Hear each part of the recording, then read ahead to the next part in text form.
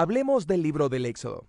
Probablemente estás familiarizado con este libro por la épica historia de Moisés sacando a Israel de la esclavitud en Egipto. Esta es solo la primera mitad del libro. La segunda mitad tiene a Moisés dando los 10 mandamientos a Israel, además de las instrucciones para la construcción del tabernáculo. Justo en medio está una historia que conecta estas dos mitades y todo sucede al pie de una famosa montaña. Empecemos por el principio.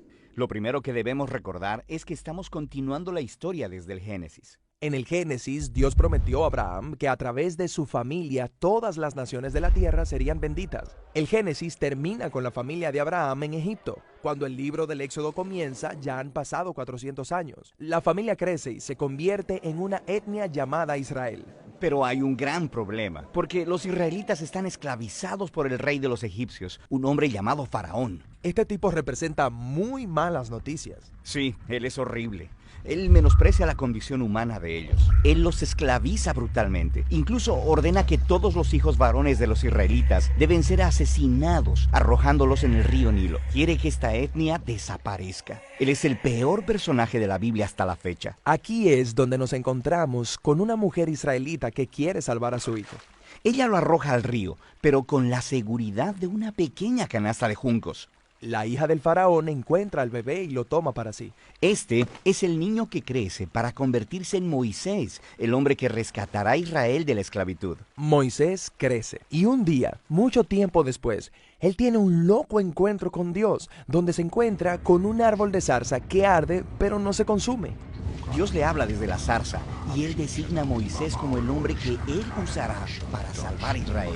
Moisés va donde el faraón para decirle la noticia de que Dios quiere que su pueblo sea libre. Faraón básicamente se ríe de él.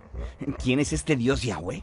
De hecho, se ofendió tanto con esta solicitud que decide hacer que los israelitas trabajen con más dureza. Desanimado, Moisés regresa a Dios y le dice, escucha, este plan no va a funcionar. Pero Dios le repite su promesa de que Él los va a liberar. Y de hecho, es aquí donde por primera vez que en la Biblia oímos la palabra redención. Literalmente significa comprar la libertad de un esclavo. Pero Dios usa aquí esta palabra para describir lo que Él hará por el esclavizado pueblo de Israel. Dios sabe que Faraón se va a resistir. Él envía 10 plagas diferentes, una después de otra, como por ejemplo, convirtiendo el agua en sangre y enviando toda clase de pestes y enfermedades.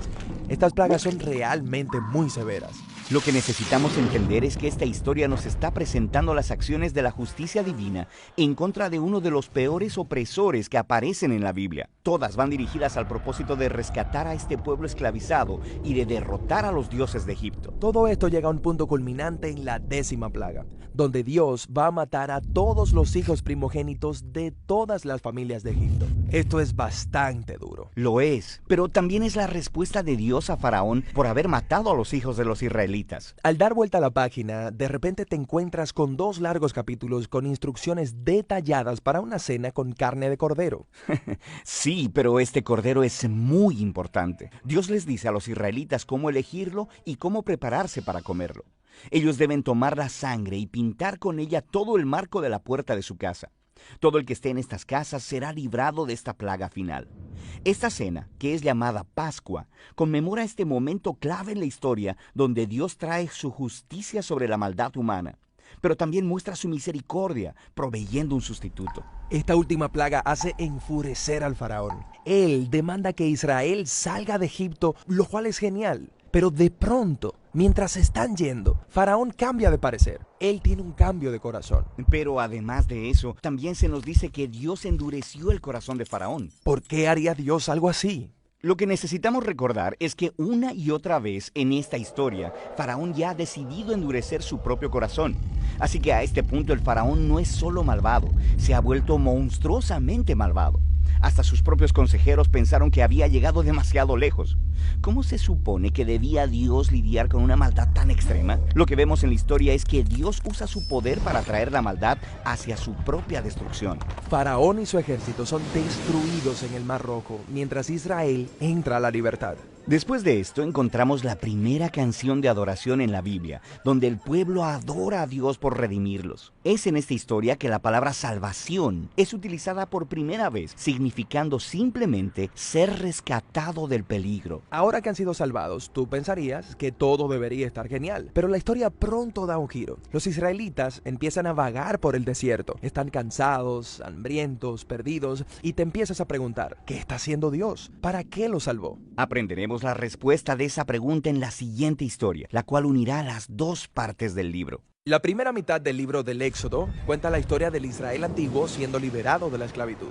Cuando la gente dice la historia del Éxodo, esos son los capítulos a los que se están refiriendo. Pero el libro tiene una segunda mitad, donde Moisés da los 10 mandamientos a Israel junto con instrucciones para construir una tienda sagrada. Lo que une a las dos partes es esta historia crucial. El pueblo de Israel ahora está en medio de la nada. Se encuentran al pie de esta montaña llamada Sinaí. Ahí, la presencia de Dios desciende dramáticamente en forma de una violenta nube de tormenta.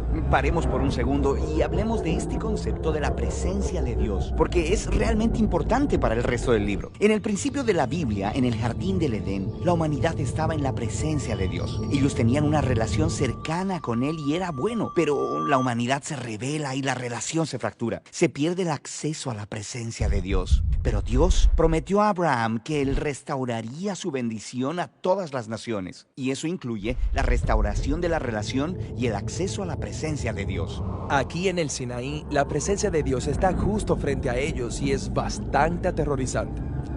Él está aquí para invitar a Israel a esta relación singular y cercana con Él. La palabra usada para describir esta relación es pacto. Es como un acuerdo legal entre Dios e Israel. Es singular porque hasta ahora Dios no le había pedido a Israel nada a cambio, sino solo confiar en Él. Pero aquí en esta montaña, Dios le pediría a Israel que haga algo. De hecho, muchas cosas.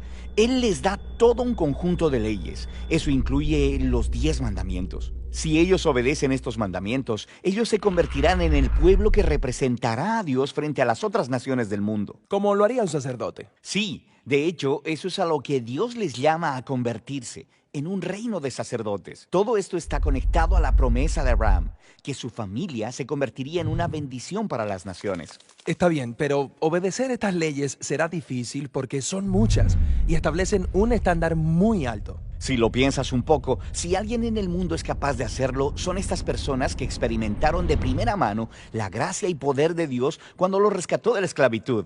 Ellos acceden a obedecer los términos, pero luego se niegan a entrar en la presencia de Dios porque todavía es un poco aterradora. Y ya que el pueblo no subirá, Moisés sube solo a la montaña a encontrarse con Dios. Pero Dios todavía quiere estar con todo su pueblo, así que él dice, si el pueblo no sube a mí, yo bajaré a ellos desde esta montaña para estar con ustedes. Esa es la razón por la que le ordena a Moisés que construya esta elaborada tienda como el lugar donde la presencia de Dios pueda estar en medio de su pueblo. Esa es la razón por la que lo siguiente que tenemos son 7 capítulos de planos arquitectónicos extremadamente detallados para esta tienda. Son muy extensos. Cada detalle es importante y tiene cierta clase de valor simbólico. Por ejemplo, están todas estas referencias al jardín del Edén dentro de la tienda. Es para recordarte que cuando estés dentro de la tienda, estás en la presencia de Dios. Y después tenemos otros 6 capítulos describiendo cómo construyeron la tienda, los cuales básicamente repiten los mismos planos palabra por palabra. Vayamos atrás, porque antes de que la tienda sea terminada, hay una historia súper importante. Moisés estaba bajando del monte con los 10 mandamientos y los planos en sus manos. Y él encuentra a Israel desobedeciendo los 2 primeros mandamientos del pacto. No tengas otros dioses delante de mí y no adores estatuas de ídolos. Así que aquí estamos, inmediatamente después de estar de acuerdo con el pacto. Están celebrando una fiesta ritual. Están adorando un ídolo. Dios le dice a Moisés, ¿sabes qué? Esto no va a funcionar. Yo debería simplemente hacer desaparecer a este pueblo y empezar de nuevo contigo. Pero Moisés le recordó a Dios de su promesa a Abraham. Él suplica a Dios que los perdone, lo que es una conversación bastante extraña. ¿Por qué Dios necesitaría que le recuerden algo? Sí, parece algo extraño, pero este diálogo nos invita a percibir la experiencia de pena y dolor de Dios por las acciones de Israel. En verdad, él podría alejarse, pero en lugar de ello, Dios elige ser fiel a sus promesas, incluso sabiendo lo que le costará. Hemos llegado al final del libro. El tabernáculo fue construido. La presencia de Dios desciende del monte para llenarlo. En la escena final, Moisés va a entrar al tabernáculo para estar en la presencia de Dios. Pero no puede. No le es posible entrar, y es así como el libro termina. ¿Por qué no puede entrar? Ese era el punto. Cuando Israel adoró al becerro de oro, fue como una bofetada en el rostro fiel de Dios. Moisés no puede entrar así nomás en la tienda como si todo estuviera bien. Hay un problema más profundo en esta relación. ¿Serán ellos capaces alguna vez de reparar la relación y entrar en la presencia de Dios? Justo de eso trata Levítico, el siguiente libro.